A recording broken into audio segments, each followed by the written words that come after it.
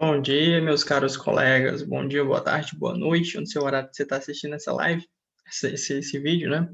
Mas isso faz parte de um processo de aprendizagem que eu estou fazendo. Tá? Eu sou um candidato à carreira diplomática, assim como você, se você também fosse assedista. Meu nome é Liel.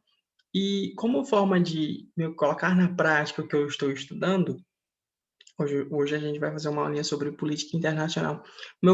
Para colocar em prática o que eu estou estudando, eu estou fazendo os vídeos e jogando no YouTube. Então, é um diálogo entre um CACDista, um quarto secretário e um quarto secretário. Ou, se você também for amante da política internacional, você pode se abastecer muito desse vídeo, ok? Então, vamos começar a brincadeira. Meus amigos, hoje a gente vai falar sobre política internacional, tá? E uma política internacional de uma relação bilateral bastante antiga e, de certa forma, importante na atualidade para o Brasil. Tá? Então, estamos falando do Japão. Tá? A relação bilateral que existe entre o Brasil e o Japão. Eu vou fazer um vídeo introdutório falando sobre as relações que o Brasil tem com a Ásia, tá? Porque o Japão faz parte da Ásia. Só que hoje, em específico, essas minisséries de vídeos serão focadas principalmente no Japão. Já vou direto na veia, que pode ser uma questão de terceira fase, pedindo para você colocar um histórico das relações bilaterais Brasil-Japão. Você pode achar esse que eu estou falando aqui também no site do Itamaraty, tá? Na aba Relações Bilaterais. Bem, vamos voltar no tempo, vamos voltar lá para o século XIX, onde houve um certo contato diplomático, tá? Principalmente, o principal foco naquela época era atrair mão de obra para o Brasil, tá? Atrair, não sei se você lembra, mas estava no contexto aqui de fim da escravidão no Brasil, então precisava de uma nova forma de mão de obra, tá? Que não fosse mais escrava, mas sim assalariada, pelo menos entre aspas. E os chineses eram um certo atrativo, a questão da mão de obra. Então, decora, 1895, 1895 foi firmado, tá? O Tratado de Amizade, Comércio e Navegação, tá? Esse tratado, o Brasil ele não tinha representação diplomática lá no Japão e nem os japoneses tinham representação diplomática com o Brasil. Então esse foi o primeiro, onde começou de fato a haver uma certa relação diplomática entre os dois países, tá? O acordo ele foi assinado lá em Paris. A, a intenção de atração dessa mão de obra, tá? Veio justamente desse contexto de fim da escravidão, tá? Então, como precisava modificar o sistema trabalhador do Brasil, então a atração dos chineses foi um mecanismo utilizado muito pelo Brasil e para isso ele precisava abrir suporte diplomático com os japoneses. Tá bom? Então, até hoje, para você ter uma ideia, tá? O Brasil possui a maior colônia de japoneses fora do Japão. Tá? Isso vem lá do século XIX, lá da atração de imigrantes japoneses para trabalhar aqui no Brasil. E lembre-se da data de 1895, que foi da assinatura do Tratado de Amizade, Comércio e Navegação. Tá bom? Vamos pular no tempo, vamos chegar agora na primeira metade do século XX. Tá? O que estava acontecendo nesse período? As relações estavam se envolvendo culturalmente. Tá? Como veio muitos chineses para o Brasil, veio muito japonês para o Brasil, tá? Não sei se eu falei japonês, chinês antes, mas é japonês, tá? Veio muito japonês para o Brasil e começou a colocar a cultura no mesmo bojo, tá? Os aspectos culturais ficaram muito nítidos. É só você lembrar da primeira chegada de um navio japonês com imigrantes, tá? Veio em 1908, tá? Era o navio Kazato Maru, tá? É importante que você saiba desse fato relevante, tá? Foi a imigração japonesa, ela começou basicamente oficialmente nessa época, e é bom você lembrar desse barco, desse navio, Kazato Maru, tá bom? Uh, há vários monumentos, praças e vários outros vários patrimônios brasileiros que homenageiam basicamente essa navegação, porque foi um marco muito importante para os 2 países, tá. Em 2018, né, já faz 110 anos dessa imigração japonesa para o Brasil, tá. Essa importância essa importante presença japonesa no Brasil, fez com que também houvesse uma importante participação brasileira no Japão. Então, transbordando agora para a atualidade, tá? Esse fluxo migratório criou um estreitamento entre os 2 países, apesar de tão longe, tá? Uh, chamam, tá, os brasileiros no Japão são chamados de decacigos, que são meio que são descendentes de japoneses que optaram pela regressão ao Japão, tá? Eles são japoneses no Brasil e brasileiros no Japão, tá? É importante que você saiba disso. A migração, ela é um dos principais condicionantes dessa relação bilateral que existe entre ambos os países. É importante que você saiba disso, tá? Então, tanto em trabalhos em consulados, quanto em chancelarias, quanto em embaixadas, tá? Os brasileiros tentam fazer com que os brasileiros que vivem no Japão, eles não sofram nenhum tipo de preconceito, até porque a cultura dos 2 países estão muito intrínsecas, tá? Vem lá do navio Maru. Atualmente, há cerca de 300 a 400 mil brasileiros vivendo no Japão, tá?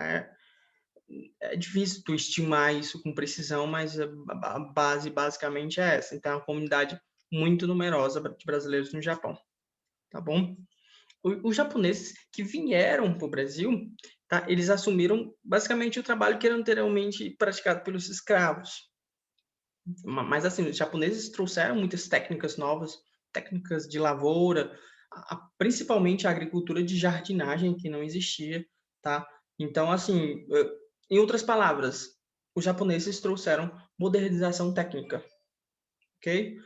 Tanto na parte de vender, quanto de arrendar, de alugar suas terras, tudo isso começou a meio que impulsionar esses pequenos empreendedores japoneses aqui no Brasil, tá bom? Eles tinham uma alta produtividade basicamente por causa das suas técnicas de jardinagem praticada no Japão, tá? Meio que essa técnica havia uma produtividade muito elevada por trás dela, tá? Essa agricultura, ela alterou significativamente a agricultura do próprio Brasil, tá? Então, principalmente nos cinturões verdes do estado de São Paulo, tá? Onde haviam mais japoneses, tá? Fora que houve a vinda de alguns outros produtos, como a abobrinha, o caqui, tá? Eram pouco conhecidos aqui no Brasil, tá? Esses novos produtos vieram com os japoneses, ok? E também é importante você saber que eles se tornaram notórios proprietários de granjas, tá? Não sei se é o tipo de alimento, tipo de produto e tal, mas eles ficaram bastante conhecidos como grandes proprietários de granjas. Municípios paulistas com grande presença desse fenômeno da jardinagem era Ribeirão Preto, Sorocaba e Campinas. Tá bom? Então, é importante que você saiba dessa técnica de jardinagem. Não sei se vale muito a pena você aprofundar com o que ela significa e tal. Uma frasezinha, às vezes pode resumir tudo, mas fala que ela foi bastante importante nesse entrelaçamento dessa cultura japonesa aqui no Brasil no século XX, na primeira metade do século XX, tá?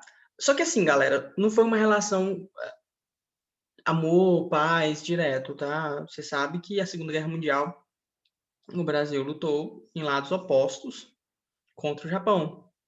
Então, na década de 40, houve um contato diplomático muito baixo, tá? Principalmente por causa da Segunda Guerra Mundial, tá chegando até as suas relações rompidas, ok? Então, apesar desse grande fluxo migratório que sempre houve entre os países, a década de 20 foi um pouco conturbada, tá? Então, principalmente na esfera econômica. Isso se manteve até o fim da Segunda Guerra Mundial, tá? Quando Getúlio Vargas chegou a romper as relações diplomáticas com o Japão, excluindo basicamente todos os diálogos com os países asiáticos, tá? Por quê? Vargas, na época, tinha se aliado aos Estados Unidos e, e contra o eixo, né? Formado Alemanha, Itália, Japão. Então, o Brasil estava lutando na mesma frente que os Estados Unidos contra, principalmente, o Japão.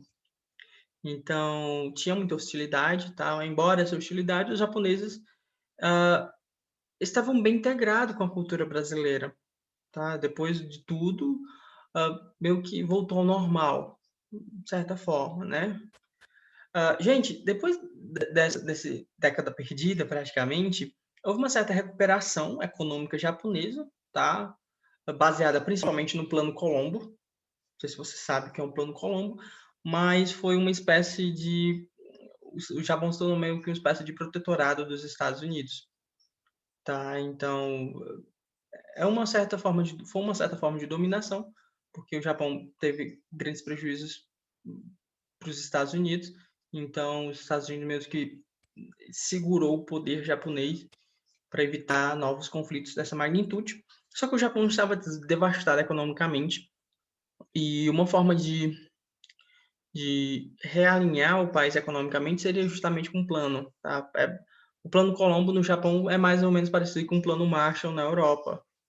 Ok, isso deu tão certo que o Japão se tornou uma das grandes economias globais. Ok, não só se recuperou, como ele se tornou uma das grandes economias globais na atualidade. Tá? Vamos agora, galera, para a década de 50, onde houve a retomada das relações diplomáticas, embora um pouco ainda não tão significativas. Tá? O Japão ainda estava destruído por causa da guerra e o Brasil estava naquele alvorecer do americanismo lá de Dutra, americanismo pragmático, americanismo ideológico, e depois com o segundo governo de Vargas. Então as relações não voltaram, mas ainda tímidas. Tá? As relações voltaram em 1952, tá? Só que houve uma série de tentativas de aumentar a aproximação, mas não foi tão proeminente assim, não. Um fato importante que se deve tomar nota, basicamente no governo Juscelino Kubitschek, tá? Houve uma operação Brasil e Ásia, tá? Essa operação foi liderada por Hugo Gautier, acho que é assim que se pronuncia, Gautier, não sei, tá? Foi durante o governo do Juscelino Kubitschek, o JK, de 54 até 61. Tá? Basicamente, essa operação Brasil e África foi liderada pelo embaixador, da Hugo Gautier. Tá? Apesar de o Brasil estar passando pelo americanismo, a operação ela atraiu muito a atenção dos japoneses a ponto de promover uma visita do primeiro-ministro japonês ao Brasil. Então, isso foi bastante relevante. Tá, então, essa operação ocorreu em 1959, fez com que o chanceler, na verdade, o primeiro-ministro japonês, viesse a visitar o Brasil. Tá? Foi a primeira visita oficial entre os dois estados. Tá? Então, melhorou significativamente a complementariedade que existia entre os países e isso aumentou, basicamente, nas décadas seguintes. Galera, agora vamos chegar nas décadas mais importantes, que foi a década de 60 e a década de 70, que foi tipo o boom da relação bilateral entre os dois países, tá? Tanto por causa que o Japão estava se recuperando das suas crises econômicas, políticas, quanto porque o Brasil estava engrenado naquele universalismo pragmático e em busca de novas parcerias. Então, casou uma coisa com a outra. Primeiro, você tem que se lembrar que a década de 60 e 70 foi um fortalecimento das relações diplomáticas, econômicas, comerciais entre ambos os países, Brasil e Japão. Tá? Havia uma forte evidência de que o Japão começaria a fomentar um processo de reconstrução e desenvolvimento. Então, o Brasil meio que fortaleceu essa presença, o Japão fortaleceu essa presença nas companhias no Brasil, tá? Por meio, basicamente, de agências de cooperação. Vocês vão ouvir muito falar de cooperação ainda hoje, tá? Porque, lembre-se, é preciso lembrar que o Japão ele tem um território muito pequeno, tá? Muito pequeno e assim, não é tão propício à agricultura e esses produtos primários, tá? E era necessário para o retorno da sua economia. O que ocorreu? O Brasil é muito grande. Então pensaram, vamos investir em forma de cooperação, agências de cooperação no Brasil. Foi nesse contexto que surgiu o JICA, tá? E a parceria da JICA com a Embrapa. Tá? Isso foi muito legal para o Brasil e para o Japão. Tá? O relacionamento ele ganhou novos contornos, agora era investimento japonês no Brasil. Tá? Então o Brasil precisava das commodities do Brasil e para isso ele meio que investiu no Brasil. Tá? Várias empresas japonesas vieram para o Brasil, Honda e Toyota são exemplos disso. Tá? Então houve esse entrelaçamento de investimento financeiro muito grande, industrial no país. Tá? Então, vamos dar uma outra parceria que você pode colocar na sua prova. Tá? Tem também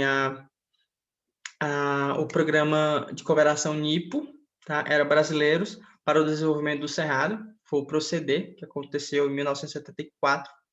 Tá? Foi basicamente entre o Brasil, na parte da Embrapa, que era a nossa empresa brasileira de agropecuária, e a Agência de Cooperação Internacional do Japão, JICA. Então, a fusão da Empresa Brasileira de Agricultura, de Agropecuária, Embrapa, mais a Agência de Cooperação Internacional do Japão, JICA, formaram um programa chamado Programa de Cooperação NIPO, Brasil para o Desenvolvimento do Cerrado, também denominado Proceder, tá? De 1974. Bastante relevante, se lembre desses dados que eu falei para vocês, anotado para se colocar numa prova de terceira fase, se porventura cair. Tá? Basicamente, os países eles investiam no Cerrado brasileiro. Tá? Era um local onde havia muito potencial agrícola, só que não tinha sido investido tecnologicamente, até porque o Brasil não tinha capital para isso.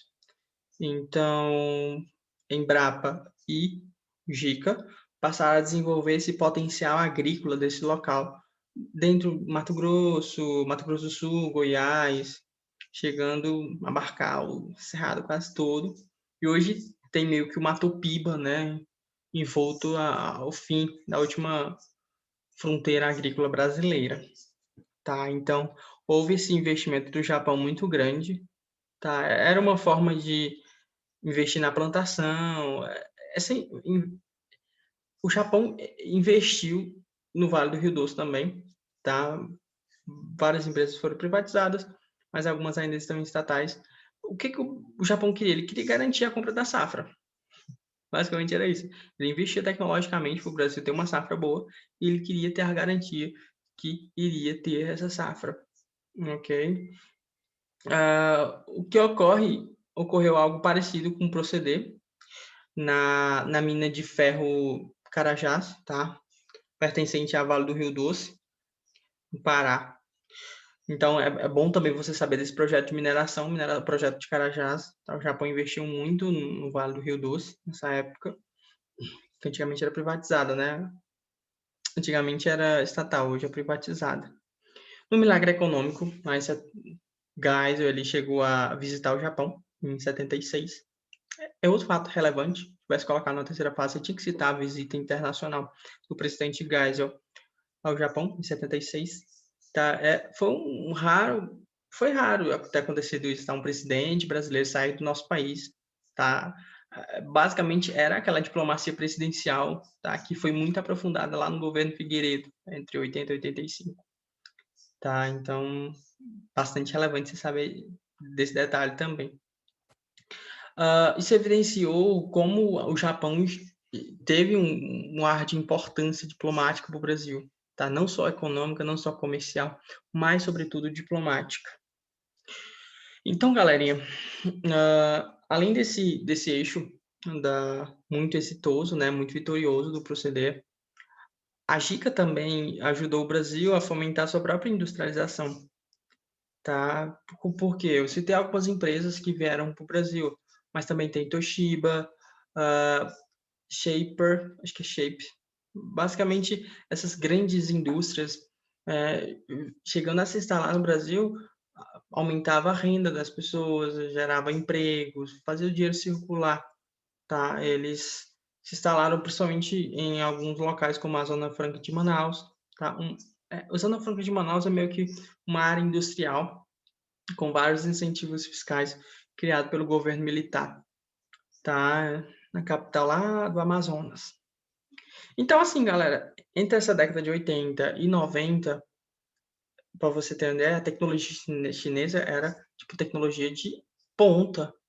Então, perceba o grau de importância que isso teve na nossa economia, tá? Então, só recapitulando aqui, as ondas brasileiras no Japão, só para você ter uma ideia. Isso já está já entrando na década de 80. Em 1989, houve crise no Brasil, né? Evidente, a superinflação e tal. O Japão estava em crescimento. Entre a década de 90 e 2000, houve um desemprego muito grande no Brasil, tá? 2008 teve a crise econômica mundial, 2015 até 2018 o Brasil também viveu uma crise política muito grande. Então, assim, esses momentos de crise e crescimento do Brasil e do Japão, tá? Afetavam o número de brasileiros que estavam no outro país, tá? É só você perceber que a depender dessas crises, aumentava o número de brasileiros no Japão, se não tivesse em crise, né? Ou se tivesse em crise, e diminuía, a depender do momento político que vivia cada um dos dois países. Então, você tem que saber que há uma relação de proporcionalidade entre a quantidade de brasileiros que estão no Japão e a Japão que estão no Brasil, com as suas crises internas, externas, políticas e econômicas. Tá? Então, no próximo vídeo, galera, eu acho que esse daqui já está ficando grande. No próximo vídeo, eu vou terminar essa relação diplomática entre os dois países, que é muito relevante. Já estou na década de 80, só falta 80, 90 e 2000, tá? A gente não... a atualidade agora de como estão as relações diplomáticas entre ambos os países.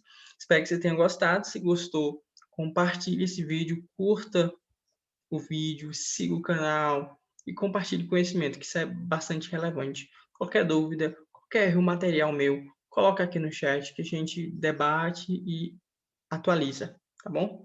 Um forte abraço e, se Deus quiser, nos vemos lá no Itamaraty. Tchau, tchau.